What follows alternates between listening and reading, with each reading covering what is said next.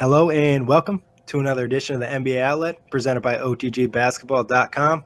Do us a favor, show us some love, hit that subscribe button, and give us a follow on Twitter at OTGBasketball. I'm your host, Nick Fay. With me, as always, Harris Wichard and special guest, Jonathan Ebrahimi. What's up, guys? How's it going? Doing good. Getting pretty excited for this episode. Happy to have you on, Jonathan. Harris, how you doing, man? I'm doing pretty good. Christmas right around the corner. Team's starting to form their identity. And hopefully this show's a lot calmer than what we saw from the Knicks and Suns last night in a flashback of the mid-'90s NBA. But tempers are flaring. As Shumper would say, the hate is back in the league. Yeah, definitely some hate. You see some tenacity out there and seeing some scuffles, and I like it, to be honest. So it kind of gives a little bit more of an edge to the game. I'm not going to complain about it, that's for sure. But talking about it, we're talking about the league. It's so competitive. We got two of these big men. They came out of Kentucky, both huge, changing the game. Anthony Davis, Karl Anthony Towns. So I ask you guys, start the show with a bang. Who would you rather have right now? Well, these two guys are, like you said, two of the top guys in the league at their position. They're both dominant from a young age. It's hard to pick at this point in time because Karl Anthony Towns is only in his second year. But if I had to choose one of them, I'm still going with Davis. I've seen enough from him so far that I give him the edge on defense. He's a little bit more athletic. Who knows? Maybe my decision changes in a year or two, but right now I got to stay with Davis. Yeah, Davis definitely. I mean, I see the points with Davis. He's a super freak. Towns is very athletic. He's a super freak too, but Davis is on a whole nother level. That guy is so lengthy and jumpy and all over the place, herky-jerky.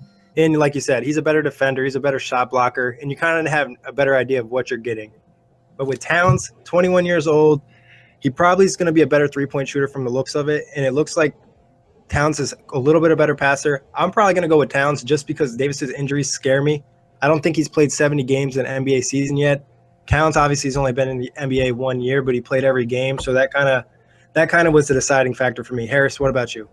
Yeah, I mean, you see Towns making some plays now that they don't really even look real. He had the dunk that we spoke about when he was hanging on the rim with two after dunking it with one. He had the dunk last night against Chicago that, for a guy his size to take off with that, ferociousness. I want to see how he develops under Tom Thibodeau and how this works out with the athletes he's got around him because, a lot of these guys developing is going to be, to me, who they have around them. We know that Davis is a one-man wrecking crew this year.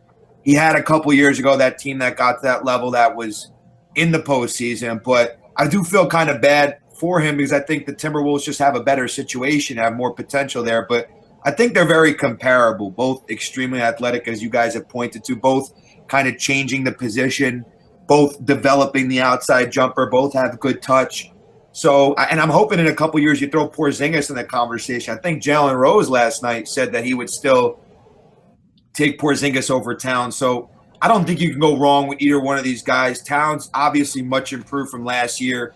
Davis, when he first came in, you're hearing the same things you heard about Towns, multiple MVPs. But then, like you said, the injury bug. So I think there's definitely a lot to look at here, and it's definitely a conversation to worth having. But I think I'm with you. If I had to start a team, I think Towns might be more of the freak because of his skill set, and Davis might rely more on athleticism. But I don't think you could go wrong either way.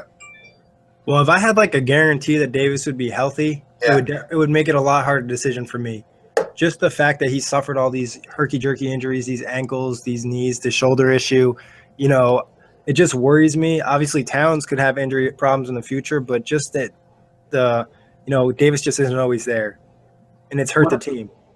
What I don't mind about the injuries, though, is that it's not a situation that you see with Derrick Rose or Dwayne Wade, where they come back as a lesser version of themselves. I mean, we've seen Davis come back from injury after injury, and he seems to get stronger with every injury that he recovers from. So yeah, that's a very good point because you've seen no regression in his game. He's come back better and better every year. So he didn't have that big setback injury or explosive, anything affecting his explosiveness. It seems like it's just like tic tac, knit nat, like these things that falling on his wrists, right? Out for a couple weeks. It's just these little nagging things that that he could obviously recover from, but you just hope it doesn't linger and it's something he's not known for because you just don't want anything to slow him down. It seems like he's on the right path. You don't want to see anything really hold him back.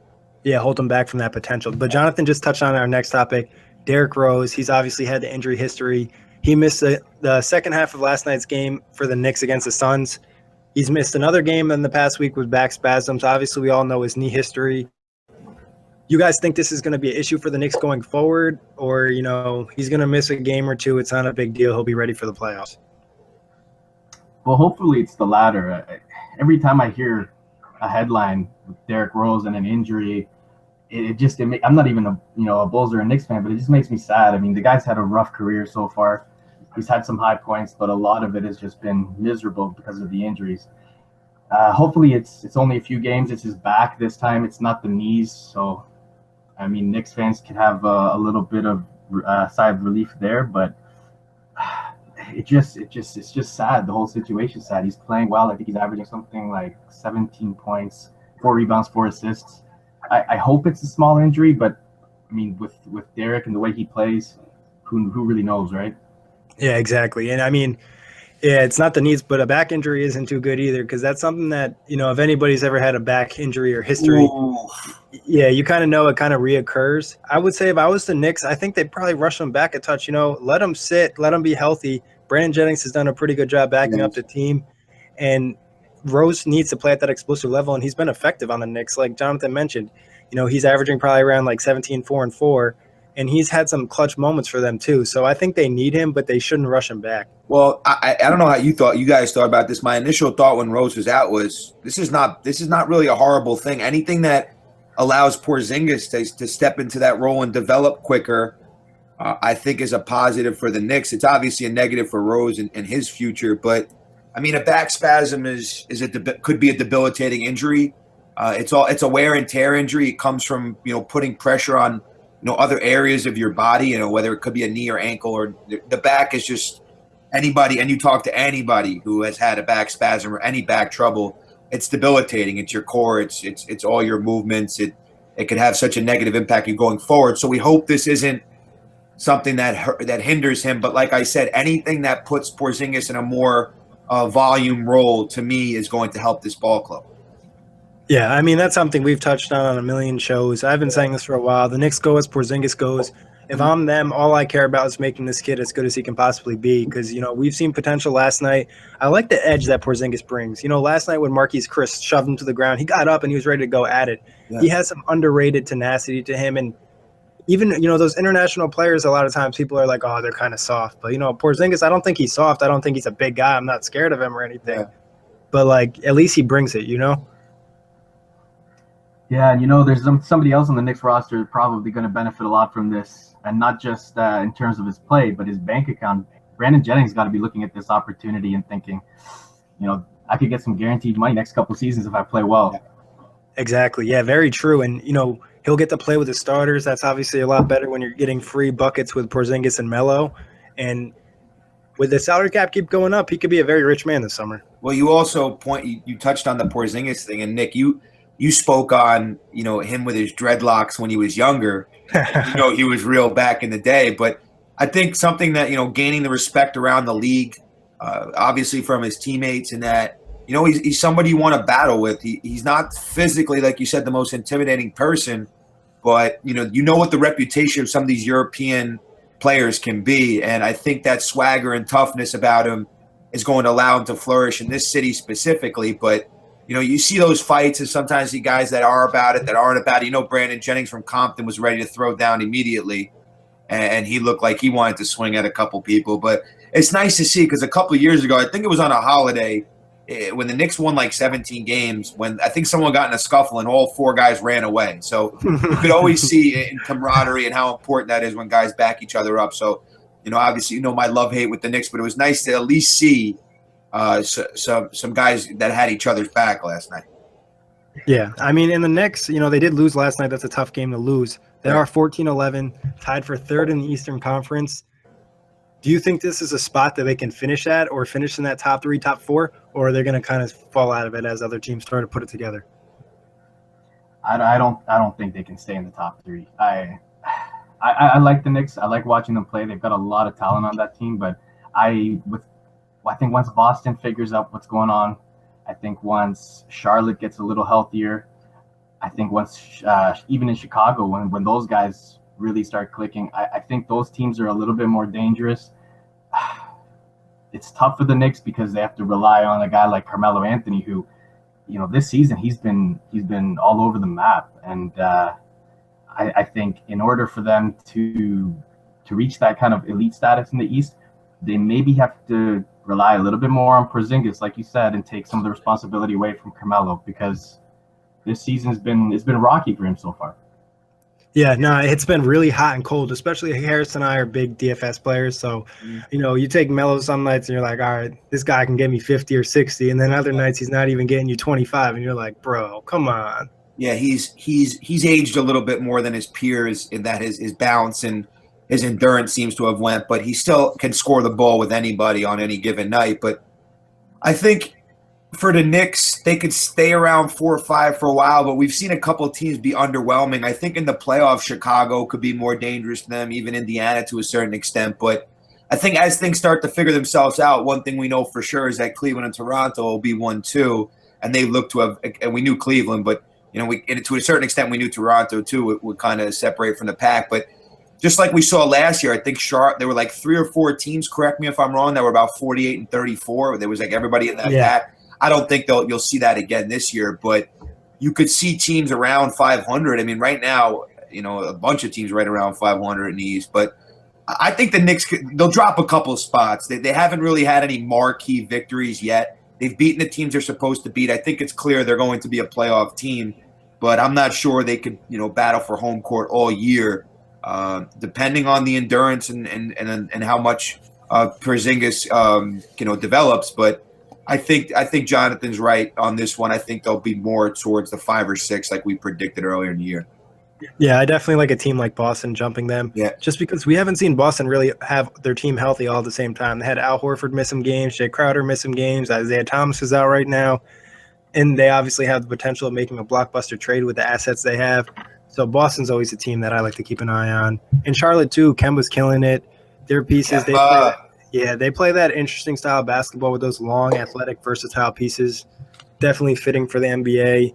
And they get healthy. That's another team right there. But the Knicks, they have the talent, but I don't know if they're going to be consistent enough to stay in that top 4, top 5. Talking about another team, got a pretty big win last night, but they've had a disappointing start to the season. That's the Minnesota Timberwolves. We talked about Towns earlier. The core they have, Wiggins, Levine, Dunn, Rubio. So there's a lot of talent over there. But I ask you, is Thibodeau the right coach for this situation? Well, I'm still trying to figure out what happened to Sam Mitchell. Why didn't he get to kind of ride it out? I thought he was pretty successful last year. I thought he really got those guys together. They lost Kevin. I'm sure they lost Kevin Garnett because they fired Sam Mitchell. I'm sure of that. But just judging Thibodeau in a vacuum, he seems better suited to coach a young team because he does rely on the starters a lot. He plays them heavy minutes. His practices are tough. We saw with the Chicago Bulls, they ran into a little bit of injury problems because of the way he played his players and the rigorous schedule he had them go through. So I think he's probably better suited to coach a younger team. And you know what? It doesn't ever hurt to have a group of young guys that are as talented as Wiggins, Deng, Towns, to go through a system where defense is first and it's preached to them at a young age. I think that's going to be beneficial to everyone in that organization. So in a vacuum, yeah, he's probably in a good situation, and the organization's in a good situation with him at the helm. But I still want to know what happened to Sam Mitchell. I don't know why he got fired. Yeah, I mean, Thibodeau, I think he's a good, like you mentioned, this is a young team. He does run his players on the wall. I think he needs to be, a little bit safer with that, especially with the kind of talent he has. But, he took a Derrick Rose in his second year. I think second or third year he won MVP. So I think he can work with young players, and this team is super athletic. And, you combine defense with really athletic players, that's a good combination right there. If you can get these guys to play with effort and just build it into their, their habits, they could be really dangerous going forward because, we know the offense will come with Wiggins, Towns, Levine. So I'm with you, Jonathan. I mean, I think people are overreacting. I said going to the season, I thought the T-Wolves would start kind of slow, but as the season progresses, they'll really start to pick up Thibodeau's system and everything, and, things will start to click. Side note: I've tuned into a couple of Timberwolves games this year, whether they played the Nets, Knicks, etc. Have you heard like how he screams on the sideline? I know you can hear him on the broadcast. Yeah, He, like clearly permanently lost his voice. Like he speaks like he permanently has lost his voice from the amount of screaming he does. You know, he must honestly. He asks for extra ice every time he gets a drink. Like his throat has to be scorching on a regular basis. Yeah, like, and it's not. Sometimes it's the defensive coach, or you have specialists and assistants that are pointing out assignments and communicating with the players. But he takes it upon himself to communicate throughout the entire contest, which is, taxing. I don't know if a head coach works harder right now than him.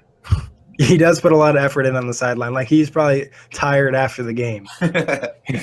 That's true. And we talked Towns and Davis, and both those teams are 8-18 and 7-18 respectively. I think we also expected the Timberwolves to play at a little bit of a higher level. What do you guys think has been the major problem for them on an execution standpoint? Well, I mean, they're trying to execute a brand new system, and that's tough for veterans to kind of get. When a new coach comes in, new defensive schemes, new offensive approach, it's tough for vets to get that. So to put that on a starting lineup whose average age is 22, yep. It's tough. It's tough to adjust, and I think the expectations for them were a little higher than expected, and I think they had higher expectations of themselves than what was maybe realistic. So I think just collectively we all saw how well they played last year, how much talent is on that team, and then just said, okay, well they're clearly on the path to the playoffs, kind of like we saw with OKC a few years back. But yep. With the new scheme and a new coach, I think it was a little bit too unrealistic for them. Yeah, a little hasty. I was even one of the people I admit. I mean, but I still think as the season progresses, they'll step up more. But it's a lot to take in, especially because he's not running a basic defensive system. He wants these guys to make the other team work on defense, have one of the top Ds in the league. So it's not going to come that easy, but I think over time it'll work out for him. Talking about a team that isn't disappointing, and they're probably living up to standards, that's the Golden State Warriors. Warriors are cooking. We obviously know they picked up Kevin Durant this year. And, playing on the Warriors, Durant's been in a different role than what he's used to. In OKC, it was pretty much him and Westbrook relied on to do everything. But now in Golden State, he kind of can lay back a little bit more and focus on his playmaking ability and his defense. What have you guys noticed in the changes Durant's game so far in Golden State? Well, to be honest, I've always thought Kevin Durant was an underrated defender. Yeah, for years now. He's long, athletic. He's got quick feet. I've always thought he was a good defender, a very good defender, and he doesn't really get credit for that. Every year, it seems to be the narrative that comes out at some point in the season that Kevin Durant's been working on his defense. But I've always thought he was a pretty good defender. I think what you're seeing now is his versatility. It's showing off a little bit more because of the style that the Warriors play and because of the size of the players that are on the court. When he's effectively the tallest player on the court, he's going to be protecting the rim a little bit more, challenging shots up in the air, playing the passing lanes close to the basket a little bit more. So I think that's what you're seeing this year with the versatility on the defensive end. But here's something interesting. I was actually looking at his stats over the last few years. In 6 of his 10 seasons, he's averaged at least one steal and 1 block per game.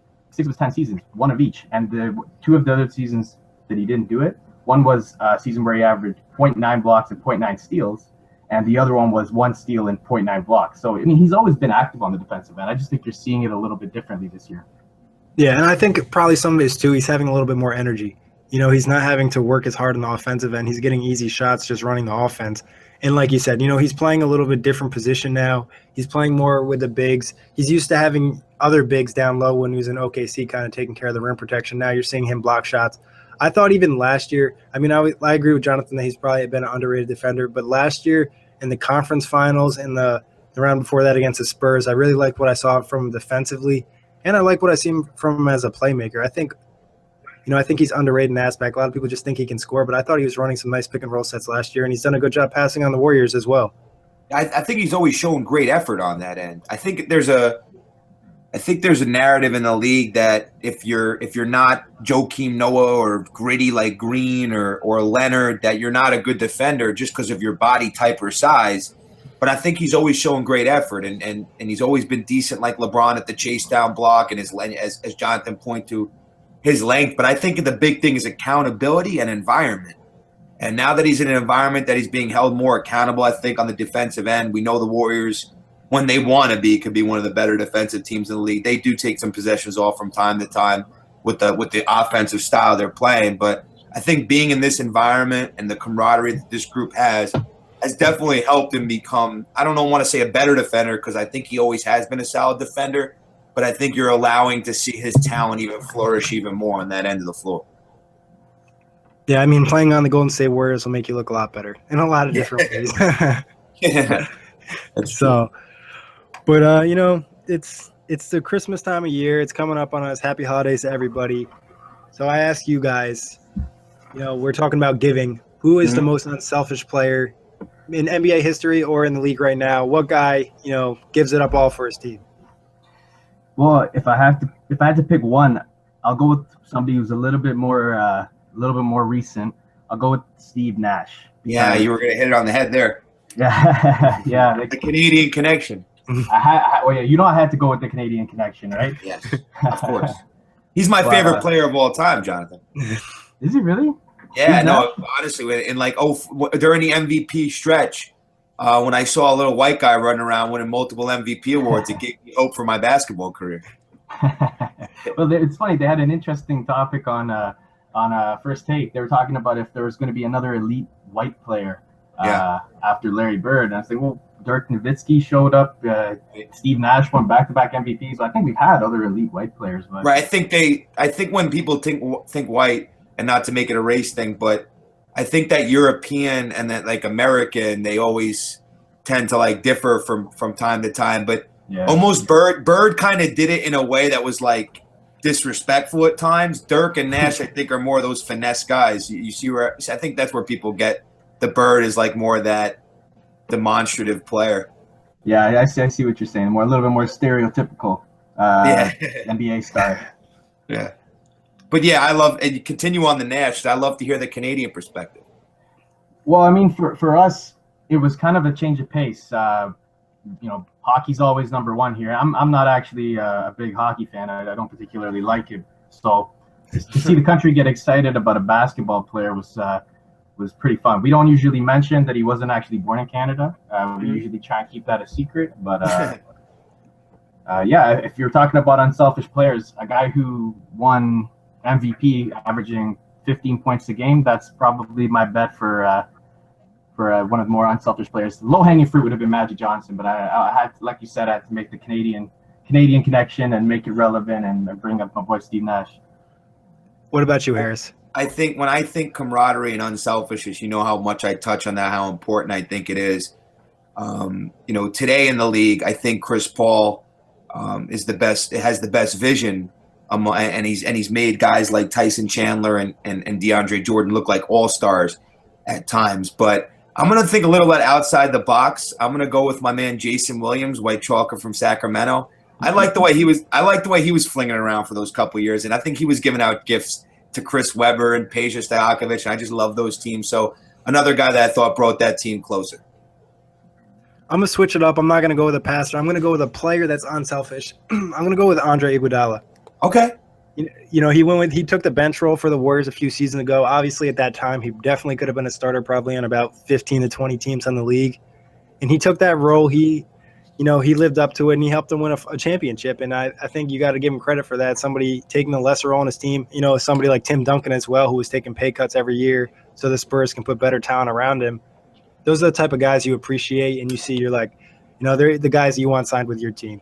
Can I ask? I'm going to ask a follow-up. Which player, and then you guys might not have an answer to this, but would be most likely to dress up as Santa Claus on Christmas? Who's the jolliest person? Brooke Lopez. Brooke Lopez.